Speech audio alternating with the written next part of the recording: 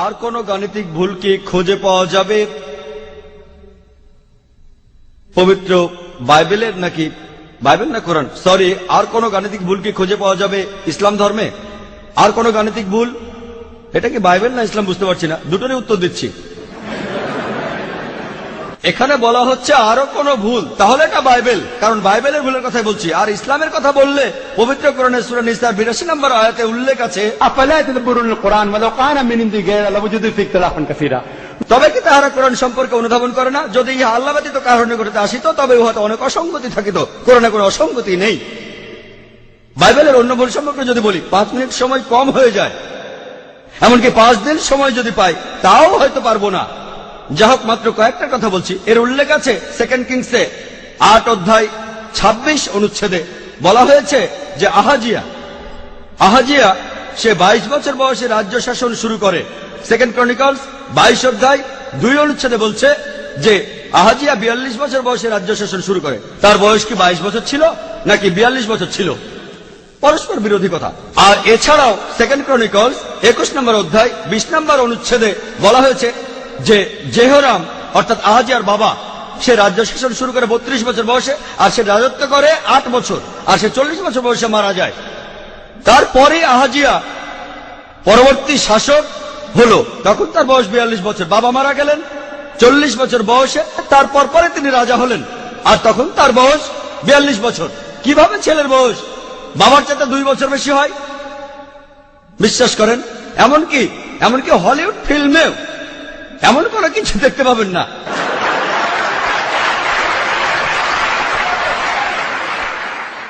হলিউডের ফিল্মে আপনি ইউনিকর্ন দেখতে পারেন, যেটার কথা আমি আগে বলেছি। ককেট্রাইস দেখতে পারেন, বাইবেলও বলা আছে ককেট্রাইস। আর দেখতে পারেন ড্রাগন, দেখতে পারেন সাপ। কিন্তু সেখানেও এটা দেখতে পাবেন না যে কোন ছেলে তার বাবার চেয়ে 2 বছরের বড়। এটা কোনো অলৌকিক কাজও নয়। অলৌকিক ভাবে এটা সম্ভব নয়, অসম্ভব। অলৌকিক ভাবে কুমারী মায়ের গর্ভে সন্তান জন্মাতে পারে, কিন্তু অলৌকিক ভাবে এটা হবে না যে ছেলে তার বাবার চেয়ে 2 বছরের বড়। এরপর যদি পড়েন, বাইবেলে উল্লেখ আছে 2 স্যামুয়েলসে 24 নম্বর অধ্যায় 9 অনুচ্ছেদে, এখানে যে সমস্ত লোক যুদ্ধে অংশ নিয়েছিল তাদের একটা লিস্ট দেয়া আছে। 2 স্যামুয়েলসে 24 নম্বর অধ্যায় 9 অনুচ্ছেদে বলা আছে যেসব লোক যুদ্ধ করেছিল, মোট 8 লক্ষ ইসরায়েলি যুদ্ধে অংশগ্রহণ করেছিল, আর ছিল জুডার 5 লক্ষ মানুষ। যদি আপনারা অন্য জায়গায় দেখেন, 1 ক্রনিকলসে 21 নম্বর অধ্যায়ের 5 অনুচ্ছেদে বলা আছে যে 11 লক্ষ মানুষ সে যুদ্ধে অংশগ্রহণ করেছিল। তারা ছিল সবাই ইসরায়েলবাসী, আর 10,460 জন জুডার লোক যুদ্ধ করেছিল। সেখানে কি 8 লক্ষ মানুষ যুদ্ধ করেছিল ইসরায়েলের লোকজন, নাকি সেই যুদ্ধে 11 লক্ষ লোক ছিল? জুডা থেকে কি 5 লক্ষ মানুষ যুদ্ধে এসেছিল, নাকি 10,460 জন? এটা একটা পরস্পর বিরোধী তথ্য।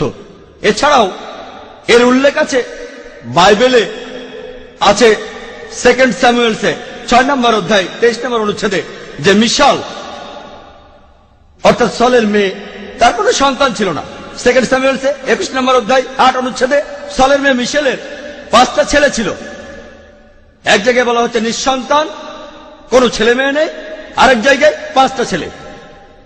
এরপর যদি আপনি পড়েন বাইবেলের গসপেল অফ ম্যাথিউ 1 নম্বর অধ্যায় 16 নম্বর অনুচ্ছেদে বলা হচ্ছে যীশু খ্রিস্ট এবং তার বংশ পরিচয় সম্পর্কে। এছাড়াও বলা আছে লুকের 3 নম্বর অধ্যায় 23 অনুচ্ছেদে যে যীশু খ্রিস্টের বাবা যোসেফ, তার বাবা হলো জেকব। ম্যাথিউ 1 নম্বর অধ্যায় 16 অনুচ্ছেদে, আর লুকের 3 অধ্যায় 23 অনুচ্ছেদে যিশুর বাবা যোসেফ আর তার বাবা ছিল হিলি। এখন যিশুর বাবা যোসেফের কি 2 জন বাবা ছিল? যার 2 জন বাবা তাকে আপনারা কি বলে ডাকেন? যোসেফের বাবা কি হিলি নাকি তার বাবা জেকব? একদম পরিষ্কার কথা। আপনাকে অনেক ধন্যবাদ।